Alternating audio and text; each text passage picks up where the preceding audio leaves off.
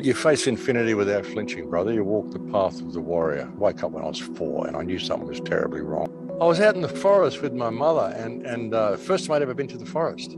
And I said, this is incredible up here. Let's come and live here. And she said, well, we can't live here. I said, why not? There's nobody else living here. And she said, well, we don't own the land. I went, own the land? What do you mean own the land? And she said, well, you've got to own the land. And I said, who owns the land? And she said, the government owns the land. I said, how did they get it? And she said, you'll understand when you get older. I was shocked when I found out that we actually had to pay to put a roof over our head. We actually had to pay money to buy land. You think people thought they could own a part of the earth. I was horrified by the whole thing. So I kind of sat back and I just watched from there.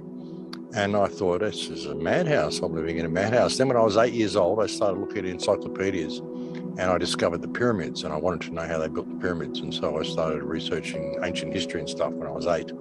So that's been my life. And then when I got to high school, I got kicked out of 4 high schools. And by the time I was halfway through my 3rd year of high school, I just went, I don't want to know about this. So I just started playing guitar and became a musician and lived on the outside of society for most of my life. Because everything that's in the world today has been created by man, whether it's a good thing or a bad thing, ultimately it came from the spark of idea in a single mind, in a single consciousness, had this idea, put it into practice, and the whole rest of the world went along with it. Everybody has the possibility of doing that. And, and if people suddenly realize they have value, we could literally change the world in a day. We could change it in 3 seconds if people suddenly decided, I'm not going to tolerate wrong behavior anymore.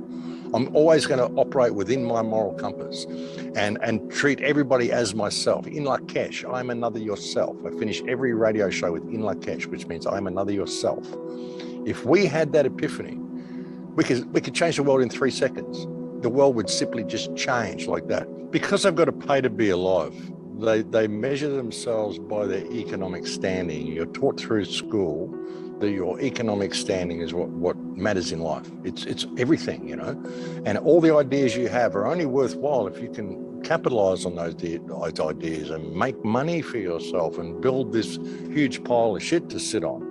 Then you're successful, and the world will be your oyster and all this sort of crap. And people believe if they haven't got as big a front door as the guy next door and they can't buy those jewels for their wife, well, they're a lesser person, and other people treat them like they are.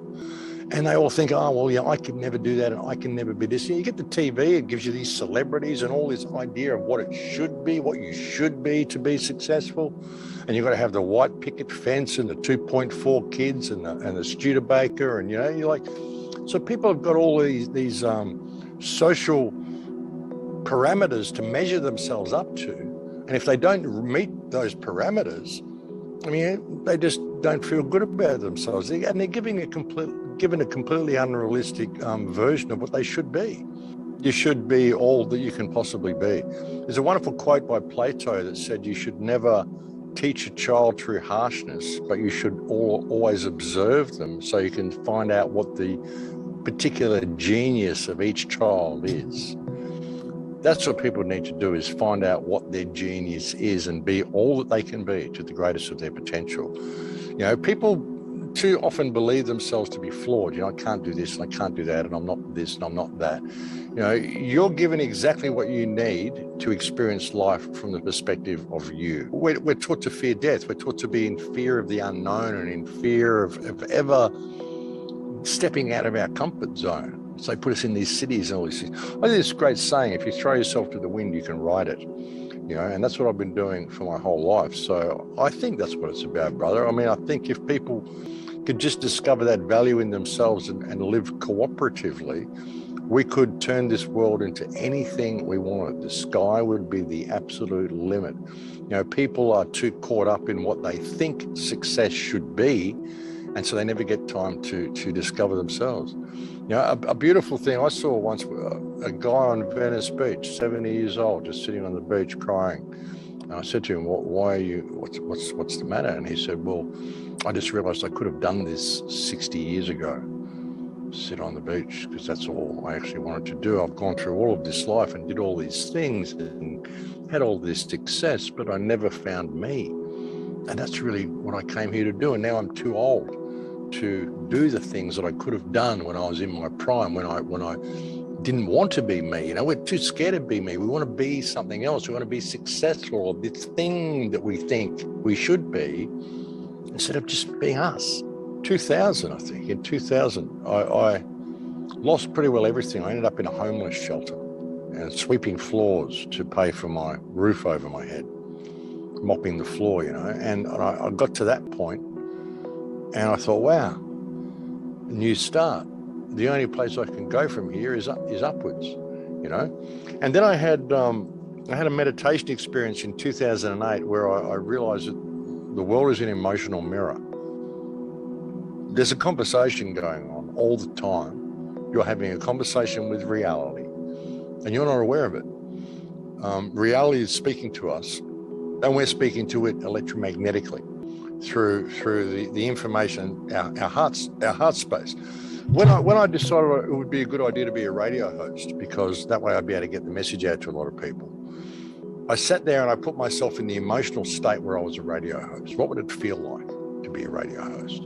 I didn't pretend I was a radio host or anything. I just did my normal day, what I was doing, but what would it feel like if that's what I was?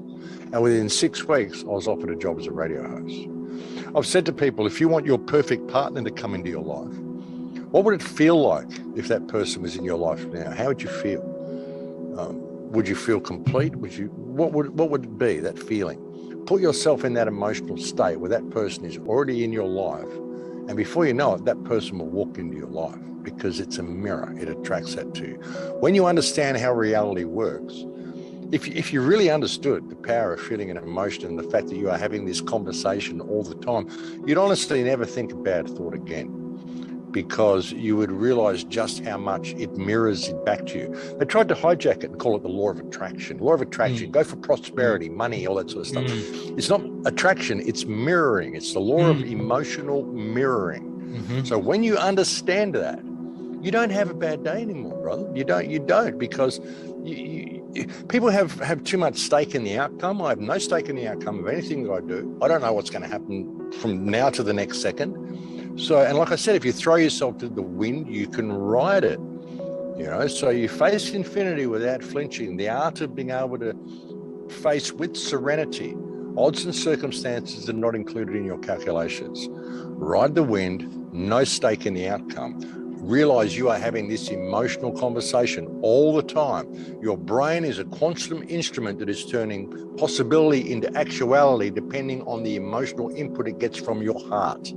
So be aware of what you're speaking, and reality will speak back to you.